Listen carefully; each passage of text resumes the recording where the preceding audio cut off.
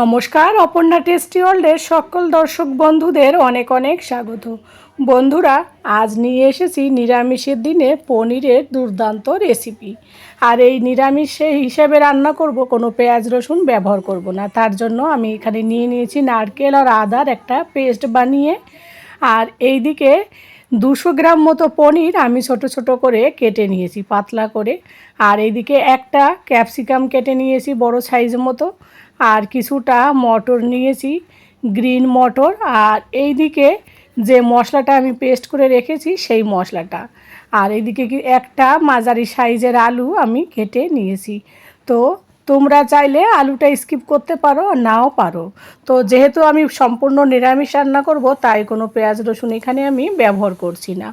তারপর কড়াই বসিয়ে দিলাম গ্যাসে, দিয়ে দিলাম সর্ষের তেল পরিমাণ মতো। আমি আজকের এই রেসিপিটি করব সম্পূর্ণ সর্ষের তেলে। তো তেলটা যখন একটু গরম হলো, তখন আমি এর মধ্যে দিয়ে দিলাম কেটে রেখেছি ডুমো ডুমো করে যে আলুগুলো, সেই আলুগুলো দেব। দিয়ে আলুগুলোকে একটুখানি ফ্রাই করে নেব। তারপর যাতে জলদি ফ্রাই হয়, তার জন্য আলুর মধ্যে দিয়ে দিলাম পরিমাণ মতো টেস্ট অনুযায়ী লবণ দিয়ে কিছুক্ষণ নাড়াচাড়া দিয়ে তারপর আমি একটু ঢাকা চাপা দিয়ে নরম করে ফ্রাই করে নেব আলুগুলোকে।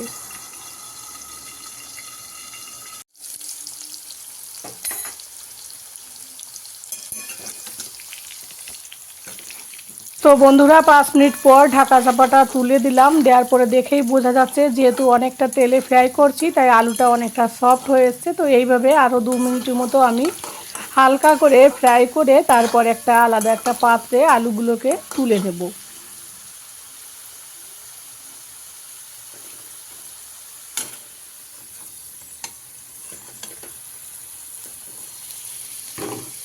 বন্ধুরা, আলুগুলোকে তুলে নেওয়ার পর যে তেল রয়েছে, সেই তেলের মধ্যে আমি দিয়ে দিলাম সেই একটা কেটে রেখেছি যে ক্যাপসিকাম, সেই ক্যাপসিকামটা বেশ সুন্দর করে আমি এখানটায় ফ্রাই করব।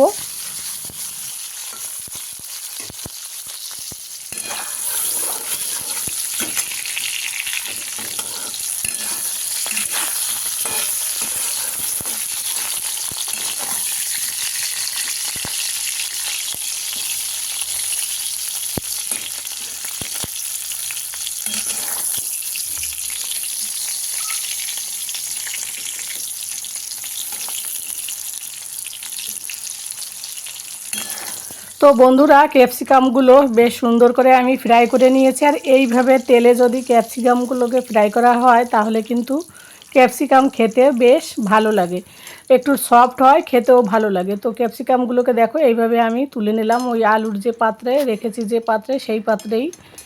তো ক্যাপসিকাম তোলার পর এবার যে তেল রয়েছে, আমি আর কোনো তেল দেব না, যেহেতু অলরেডি আমি আগে থেকেই তেল ওই জন্য পরিমাণ মতো দিয়ে রেখেছি।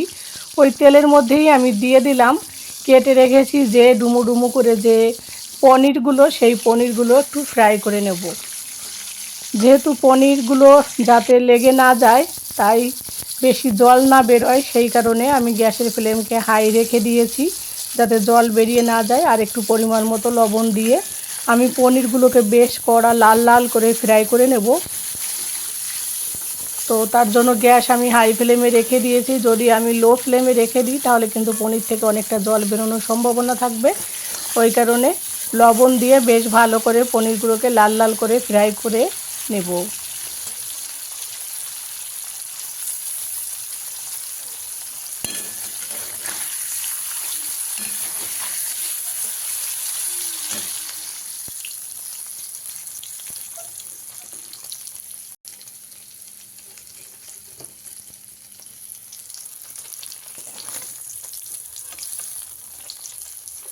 তো বন্ধুরা, পনিরগুলো দেখতে পাচ্ছ লাল লাল করে ফ্রাই করার পর আমি কিন্তু একটা পাত্রে আলাদা তুলে নিয়েছি। আর সেই পাত্রের মধ্যে আমি কিন্তু দিয়ে দিয়েছি আগে থেকে জল।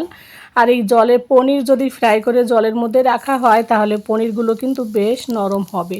সেই কারণে তারপর যে তেল রয়েছে, আমি আর তেল দিইনি, আবারও সেই তেলের মধ্যেই আমি দিয়ে দিলাম একটা শুকনো লঙ্কা ফোড়নে, আর কিছুটা পরিমাণ গোটা সাদা জিরে। দেওয়ার পর ওই নারকেল আর আদার যে পেস্টটা ছিল, সেই পেস্টটা দিলাম। আর এই দিকে সেই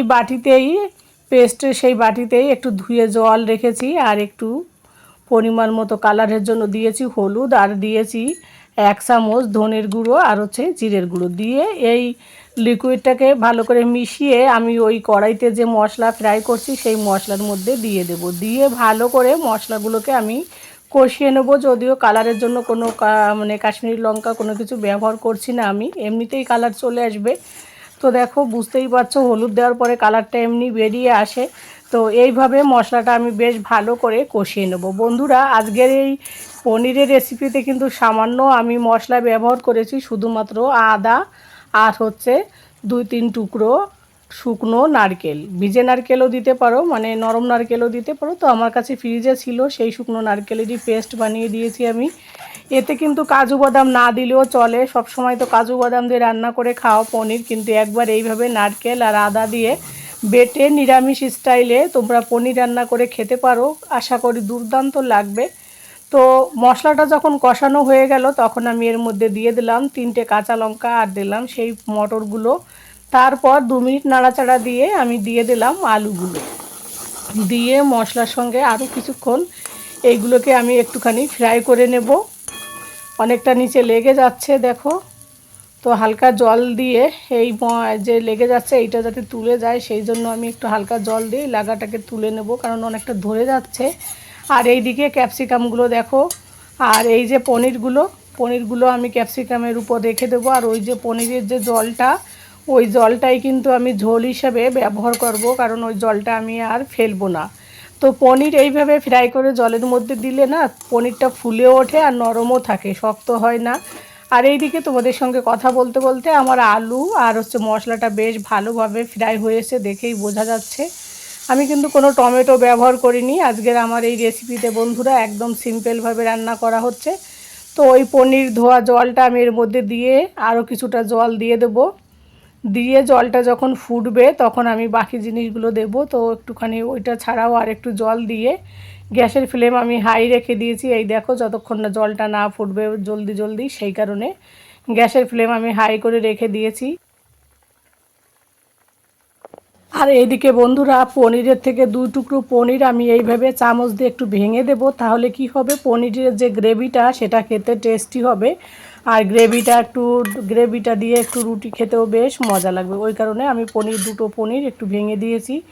এবার আমি এই যে ঝোলটা যখন ভালো করে ফুটে উঠলো তখন এর মধ্যে আমি দিয়ে দিলাম টেস্ট অনুযায়ী লবণ। যেহেতু আমি আলু ভাজার সময় শুধুমাত্র লবণ দিয়েছি, তাই আমি এখন ঝোলে আরও একটু লবণ দিয়ে দিলাম। তারপরে যে দিয়ে দিলাম কিছুটা পরিমাণ ধনের পাতা দিয়ে তারপরে আমি ওই যে পনির আর ক্যাপসিকাম রয়েছে সেইগুলো এর মধ্যে ঢেলে দিলাম। দেখে বুঝতে পারছো কত সুন্দর একটা কালার এসছে। আর ধনেপাতা আর হচ্ছে এই যে ক্যাপসিকামের জন্য একদম সবুজ সবুজ লাগছে দেখতে। বন্ধুরা, এই রেসিপিটা রুটি, ভাত, তরকারি, পরোটা সব কিছুর সঙ্গে জাস্ট অসাধারণ লাগবে। নিরামিষের দিনে বাড়িতে কেউ এলে তোমরা এইভাবে পনির রান্না করে দিলে কিন্তু ভীষণ খুশি হবে অতিথিরাও। তো আমার মতো এইভাবে পনির রেসিপি তোমরাও বাড়িতে বানাতে পারো, আশা করি সবাই মজা করে খাবে। আর এইদিকে দেখো রান্নাটা প্রায় কমপ্লিট, যেহেতু পনির দেওয়ার পর বেশি সময় আর উনুনে না রাখলেও চলবে, সেই কারণে আমি আর বেশি সময় রাখবো না। জাস্ট 2 মিনিটের মতো এইভাবে পনিরটা দেওয়ার পর আমি রেখে দেবো উনুনে। তারপর আরও কিছুটা ধনেপাতা ছিল সেগুলোও দিলাম, যাতে আরও ধনেপাতার একটা গন্ধ বেশ ভালো লাগে। তাই সেই কারণে আমি কিন্তু কোনো পনিরের মশলাও ব্যবহার করিনি, শুধুমাত্র আদা আর হচ্ছে নারকেল আর হচ্ছে ধনের গুঁড়ো, জিরের গুঁড়ো দিয়েই কিন্তু আজকের আমার এই পনিরের রেসিপিটি পুরো কমপ্লিট করলাম। বন্ধুরা, গ্যাস অফ করে দিয়ে সার্ভ করে তোমাদের দেখাচ্ছি। যদি ভালো লাগে অবশ্যই একটা লাইক করে দিও এবং একটা কমেন্ট করে দিও। তোমাদের একটা লাইক, একটা কমেন্ট আমাকে কিন্তু এই রেসিপিটি অনেকের কাছে পৌঁছাতে সাহায্য করবে। আর যদি ভালো লাগে সেটাও কিন্তু জানিও। তোমরা বাড়িতে একবার হলেও আমার মতো করে এইভাবে পনিরের রেসিপি বানিয়ে দেখতে পারো। আশা করি বাড়ির সকলে কিন্তু চেটেপুটে একটি পদ দিয়েই কিন্তু সম্পূর্ণ খাবার খেয়ে নেবে। সকালে ব্রেকফাস্ট, দুপুরে লাঞ্চ কিংবা ডিনারে যে কোনো টাইমে কিন্তু রেসিপিটা তোমরা বানাতে পারো। তো বন্ধুরা, আজকে এই পর্যন্তই। পরবর্তী কোনো রেসিপিতেও অন্য কোনো দিন দেখা হবে। সকলে ভালো থাকো, সুস্থ থাকো এবং সাবধানে থাকো।